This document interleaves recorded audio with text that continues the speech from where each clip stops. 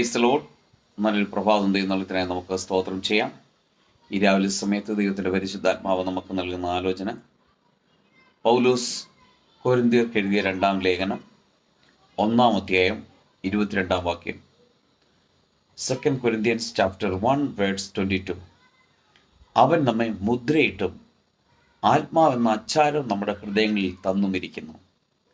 അവൻ നമ്മളെ മുദ്രയിട്ടിരിക്കുന്നു. ആമേൻ. അവൻ നമ്മളെ മുദ്രയിട്ടാൽ നമ്മളെ ആരും തൊടുവാൻ സാധ്യമല്ല. ആമേൻ. നമ്മളെ തകർക്കാൻ സാധ്യമല്ല, നമ്മളെ മുടിക്കുവാൻ സാധ്യമല്ല, നമ്മുടെ അനുഗ്രഹത്തെ തടയുവാൻ സാധ്യമല്ല, നമ്മുടെ സൗഖ്യത്തെ തടയുവാൻ സാധ്യമല്ല, നമ്മുടെ യാത്രകളെ തടയുവാൻ സാധ്യമല്ല, നമ്മുടെ ഉയർച്ചയെ തടയുവാൻ സാധ്യമല്ല. ആമേൻ. നമ്മുടെ മുൻപോട്ടുള്ള യാത്രയെ തടയുവാൻ സാധ്യമല്ല. നമ്മളെ ആമേൻ മുദ്രയിട്ടിരിക്കുന്നത് കർത്താവാണ്. അതുമാത്രമല്ല, ആത്മാവെന്ന അച്ചാരം നമ്മുടെ ഹൃദയങ്ങളിൽ തന്നുമിരിക്കുന്നു.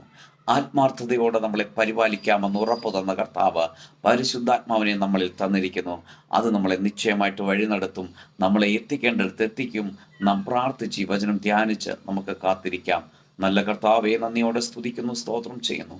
ഈ രാവിലെ സമയത്തിനെ കേൾക്കുന്ന എല്ലാ പ്രിയപ്പെട്ടവരെയും തിരുവെഴുത്ത് പ്രകാരം പിതാവിൻ്റെയും പുത്രൻ്റെയും പരിശുദ്ധാത്മാവിൻ്റെയും നാമത്തിൽ അനുഗ്രഹിച്ച് പ്രാർത്ഥിക്കുന്നു. പ്രാർത്ഥന ഘടനായി സ്തോത്രം യേശുവിൻ്റെ നാമത്തിൽ പിതാവേ.